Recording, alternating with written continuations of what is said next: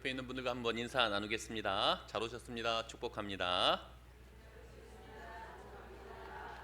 우리도 한 번 더 인사 나눌 때 말씀 제목을 따라서 인사 나누겠습니다. 성령 충만 받으세요.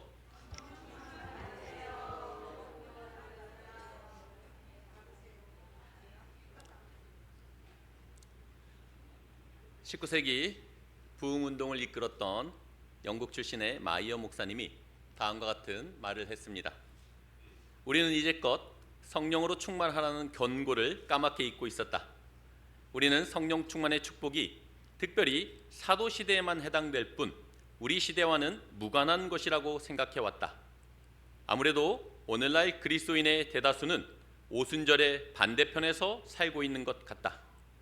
성령 충만이라는 본질적인 문제와 관련하여 사도시대의 교리와 실천으로 돌아가지 않는 한 우리는 결코 하나님께서 우리에게 원하시는 그 자리에 이를 수 없을 것이다. 하나님께서 루터를 일으켜 이신칭의 교리를 세우셨듯이 이 마지막 때에 불로 달구어진 혀를 세워 성령 충만이라는 무관심에 방치된 교리를 새롭게 세워주시기를 간절히 소망한다. 당시 영국과 미국의 많은 교회들이 세속화로 인한 극심한 위기를 겪고 있었고 교회와 성도들의 삶이 무기력했던 것입니다. 이것이 오늘 우리 한국교회 상황과 매우 유사하다고 느껴집니다. 대한민국이 계엄령과 탄핵정국으로 인해 절체절명의 위기에 놓여 있고 지난 한 주간은 역대 최악의 산불로 사상자들과 이재민들의 가슴 아픈 소식을 계속해서 듣게 되었습니다.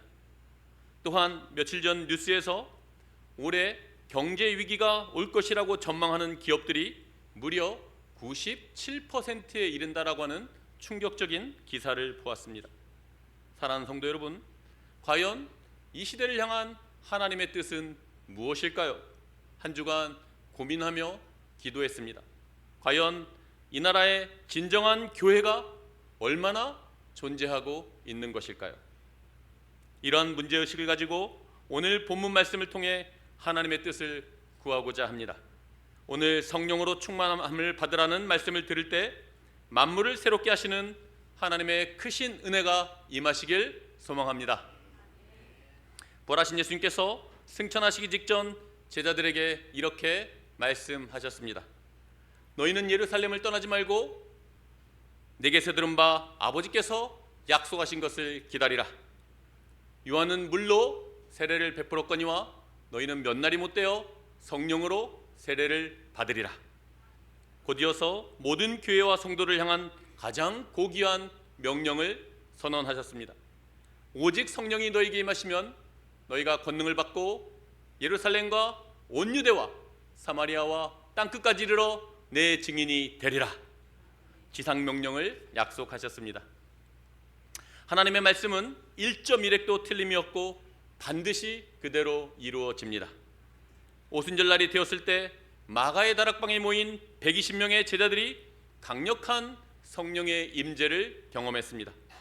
호련히 하늘로부터 급하고 강한 바람 같은 소리가 있어 그들이 앉은 온 집에 가득했습니다.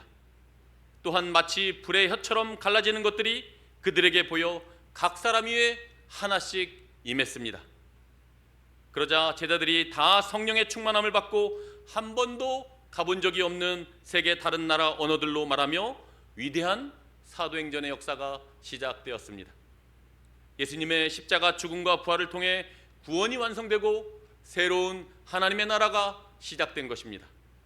첫 아담이 철저하게 실패했지만 둘째 아담 예수 그리스도를 통해 새 창조가 완성되었습니다. 오순절 성령 강림을 통해 가장 위대하고 영광스러운 주님의 몸된 교회가 이 땅에 세워졌습니다. 구약시대 때는 성령께서 특별한 사람들에게 특별한 때에 일시적이고 제한적으로 일하셨습니다. 그렇지만 이제 신약시대가 되어 예수님께서 구속을 완성하셨을 때 하나님의 영을 물붓듯이 부어주시겠다라는 요엘서 2장 28절 이하의 말씀이 그대로 성취되었습니다. 그리고 마침내 성령께서 구원 역사에 전면적으로 등장하셔서 신약교회를 탄생시킨 것입니다. 그러므로 주님의 몸된 교회는 하나님의 거룩하신 임재와 영광으로 충만한 곳입니다. 신약교회의 존재와 근본이 바로 성령의 충만함에서 시작되었다는 것이 매우 중요합니다. 만약 교회라는 겉모습과 타이틀은 가지고 있지만 그 안에 하나님의 말씀과 임재와 영광이, 권능이 충만하지 않다면 안타깝게도 이미 존재의 목적과 근본에서 많이 벗어나 있는 것입니다. 사랑하는 여러분, 지금 한국교회는 과연 성령 충만한 교회입니까? 지금 동성교회와 나 자신은 과연 어떻습니까? 성령 충만이라는 말이 신약성경에 총 15번 등장합니다. 그 중에 14번이 누가가 기록한 두 권의 책 누가복음과 사도행전에 기록되었고 그 외에 단 한 번 사용되었는데 바로 오늘 우리가 읽은 에베소서 본문에 나옵니다. 성령 충만의 명령이 예루살렘 교회뿐만 아니라 이방 교회, 에베소 교회도 역시 동일하게 선포되고 있다는 것이 얼마나 감사한지요. 오늘 에베소 5장 17절, 18절 말씀을 한번 같이 읽어보겠습니다. 에베소 5장 17절, 18절 말씀입니다. 시작. 그러므로 어리석은 자가 되지 말고 오직 주의 뜻이 무엇인가 이해하라. 술 취하지 말라. 이는 방탕한 것이니 오직 성령으로 충만함을 받으라. 방탕이라는 헬러 단어는 허비하다, 낭비하다 라는 뜻을 가지고 있습니다. 과거 이스라엘 백성들이 단 일주일, 열흘이면 갈 수 있는 가나안 땅을 무려 40년 동안이나 빙글빙글 돌고 헤매고 방황했던 모습을 떠올려 보면 딱 맞는 단어입니다. 나에게 주어진 시간과 돈과 에너지를 허비하고 낭비하고 있다면 방탕한 삶을 살고 있다는 뜻입니다. 여기서 매우 흥미로운 사실은 성령 충만을 술 취함에 비교하고 있다는 것입니다. 여러분, 성령 충만함과 술 취함에 대해 대체 어떤 유사점이 있는 것일까요? 혹시 잘 아시는 분 있나요? 안 먹어봐서 잘 모르시겠죠? 술 먹는 사람들 얘기를 들어보면 처음에는 사람이 술을 먹지만 나중에는 술이 사람을 먹는다고 말합니다. 그래서 술에 잔뜩 취하면 뭐가 된다고 하죠? 네, 도구가 된다고 합니다. 술에 지배를 당하기 때문에 완전히 다른 존재가 되어버립니다. 성령 충만이 바로 이와 비슷한 성격을 가지고 있습니다. 하나님께 완전히 지배와 다스림을 받는 것입니다. 하나님께 붙들려서 이전과는 전혀 다른 사람이 되는 것입니다.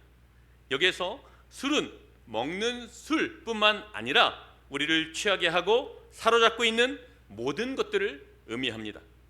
성도 여러분, 술에 취하지 말고 오직 하나님께 취하시기 바랍니다. 술의 지배를 받지 말고 오직 하나님께 다스림을 받으시기 바랍니다. 술로, 세상 것들로 충만하지 말고 오직 성령으로 충만함을 받으시기 바랍니다. 바닷물이 온 땅을 덮고 있는 것처럼 우리가 하나님의 은혜에 완전히 잠겨서 하나님께 붙들리고 오직 그분의 통치와 다스림을 받으시길 주님의 이름으로 기도합니다. 오직 성령으로 충만함을 받으라는 문장 구조를 분석해보면 2인칭 복수이고 수동태이며 현재 명령문으로 되어 있습니다. 어렵기 때문에 한번 따라해 보겠습니다. 2인칭 복수, 수동태, 현재 명령문. 먼저 2인칭 복수이면 너희들은 이런 뜻이니까 오고 오는 모든 교회와 모든 성도들에게 주시는 말씀이라는 것입니다.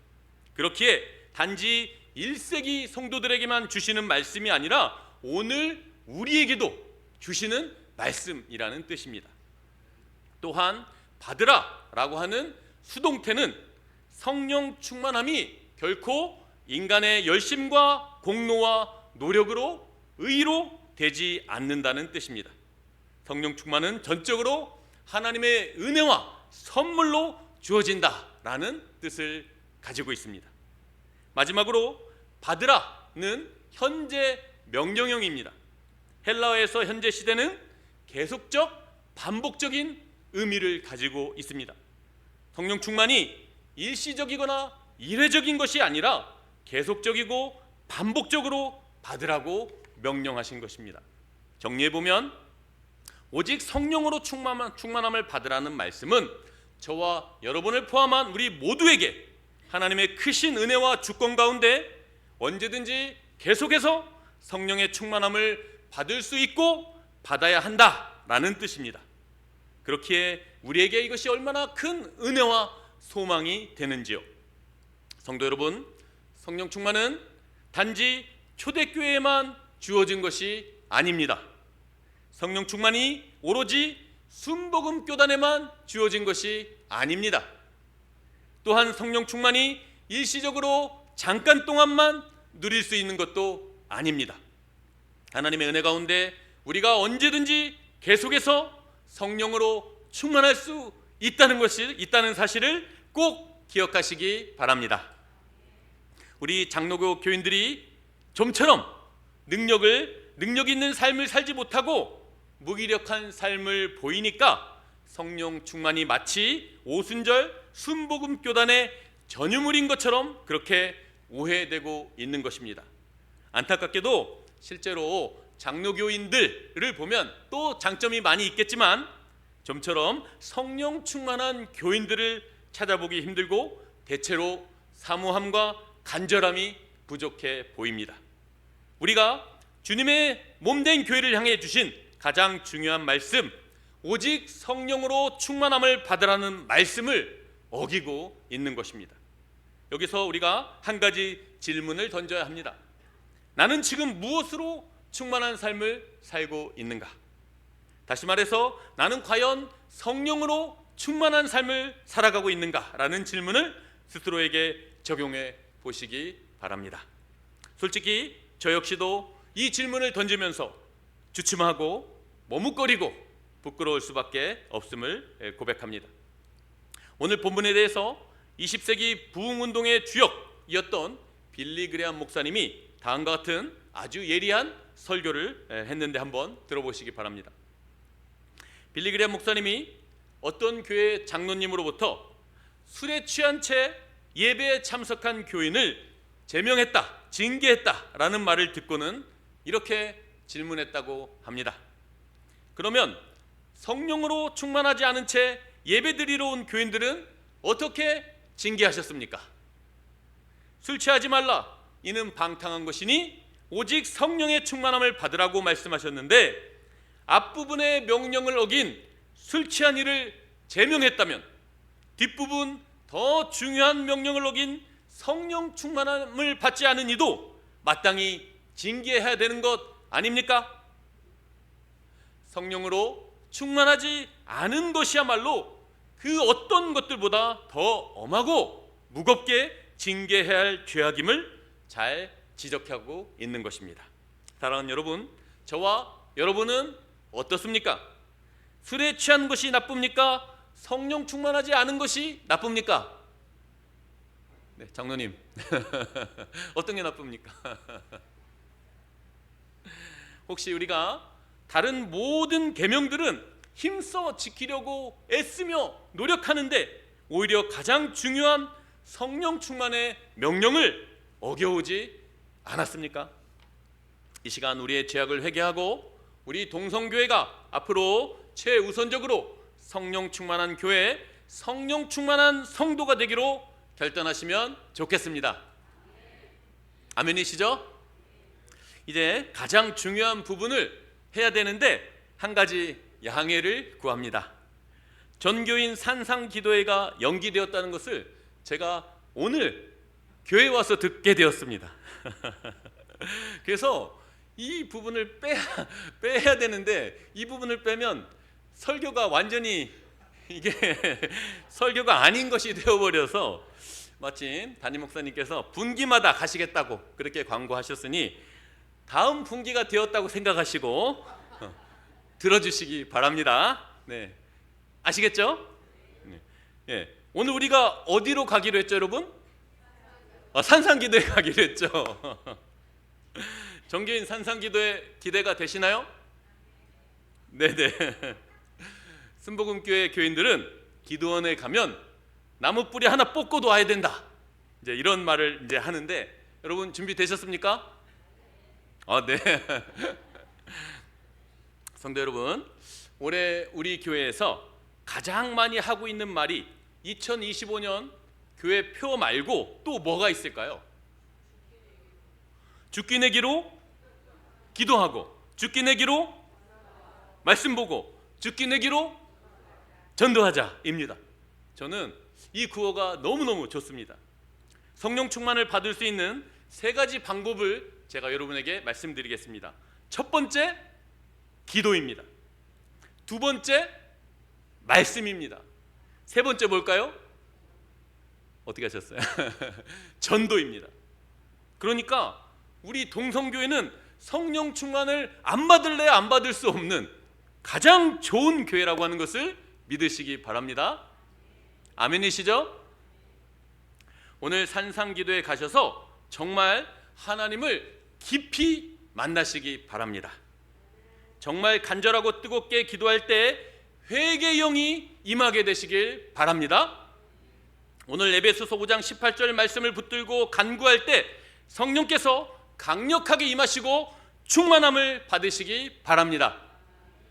너무 잘하셨습니다. 감사합니다. 오늘 집에 가셔서 꼭 그렇게 하시고 다음번 산상기도회 때 꼭 그렇게 되시길 바랍니다.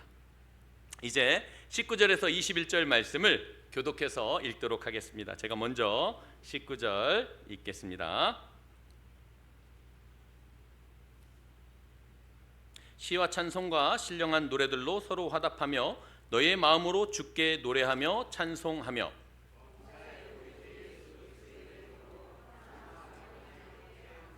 네, 같이 읽죠. 그리스도를 경외함으로 피차 복종하라. 사랑하는 여러분, 성령 충만의 결과가 어떻게 나타나고 있습니까? 19절에 보면 성령 충만한 사람은 가장 먼저 시와 찬미와 신령한 노래들로 서로 화답하며 예배와 교제가 그의 삶을 가득 채우고 있습니다. 하나님과의 관계에서 예배, 그리고 성도들과의 관계에서 교제가 삶의 가장 우선순위가 되고 있는 것입니다. 20절에 보면 범사에 항상 아버지 하나님께 감사하며. 성령 충만한 사람은 감사가 떠나가지 않는, 끊이지 않는 삶을 삽니다. 복음성가 중에 이런 가사를 아실 것입니다. 응답하신 기도 감사, 거절하신 것 감사, 아픔과 기쁨도 감사, 절망 중 위로 감사, 측량 못할 은혜 감사, 크신 사랑 감사해. 감사야말로 성령 충만한 성도의 가장 큰 특징이라고 할 수 있습니다.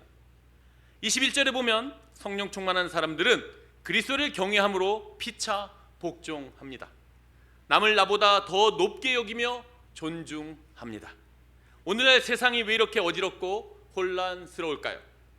나는 맞고 너는 틀렸다 라는 태도로 끊임없이 갈등하며 싸우고 있기 때문입니다. 성령 충만은 공동체를 겸손하게 만들고 서로 하나됨을 이루게 합니다. 그러므로 성령 충만이야말로 극심한 대립과 분쟁을 거듭하고 있는 우리나라와 교회를 위한 가장 좋은 해결책이라고 하는 것을 믿으시기 바랍니다. 이제 시간 관계상 말씀을 맺고 정리하겠습니다. 사랑하는 성도 여러분, 성령으로 충만하다는 것은 우리의 예배와 교제가 다시 살아나는 것입니다. 성령 충만은 내 안에 감사가 회복되며 다른 사람들을 더 높이 존중하는 것입니다. 성령 충만은 부부, 자녀, 이웃과의 관계에서 따뜻한 사랑을 베풀며 먼저 섬기는 것입니다. 그런 교회가 이 시대에 정말 필요하지 않을까요? 그런 성도들을 정말 만나보고 싶어하지 않겠습니까? 대한민국과 한국교회가 절체절명의 위기에 있는 이때 우리가 다시 한번 성령 충만을 회복해야 할 것입니다. 하나님께서 오늘 우리에게 진정으로 성령 충만한 교회와 성도들이 되라고 말씀하실 때 아멘으로 화답하시며 순종하시기 바랍니다. 마지막으로 박영돈 교수님의 성령 충만 실패한 자들을 위한 은혜라는 책의 한 대목을 인용하며 설교를 마치겠습니다. 한번 잘 들어보시기 바랍니다. 지금 한국교회는 사활의 기로에 서 있다. 진정한 개혁과 부흥이 없이는 한국교회의 미래는 어둡다. 이 시점에서 우리는 부흥에 대한 막연한 기대가 아니라 교회가 과연 어떤 모습으로 회복되어야 하는지에 대한 분명한 청사진을 가져야 한다. 성경적 교회, 즉 성령 충만한 교회의 비전을 가슴에 품고 그 설계도에 따라 교회를 개혁해 가야 한다. 그럴 때 한국교회는 이 위기를 새로운 영적 도약의 기회로 삼을 수 있을 것이다. 제가 마지막 부분만 한 번 더 읽어보겠습니다. 성경적 교회, 즉 성령 충만한 교회의 비전을 가슴에 품고 그 설계도에 따라 교회를 개혁해 가야 한다. 그럴 때 한국교회는 이 위기를 새로운 영적 도약의 기회로 삼을 수 있을 것이다. 사랑하는 여러분, 성령 충만한 교회의 비전을 가슴에 품으십시오. 오직 성령 충만에 대한 주님의 말씀이 한국교회와 우리 동성교회에 그대로 이루어지기를 간절히 소원하십시오. 하나님을 기쁘시게 하는 성령 충만한 교회, 그리고 진정한 교회와 성도님들이 다 되시길 주님의 이름으로 축복합니다. 아멘. 기도하겠습니다.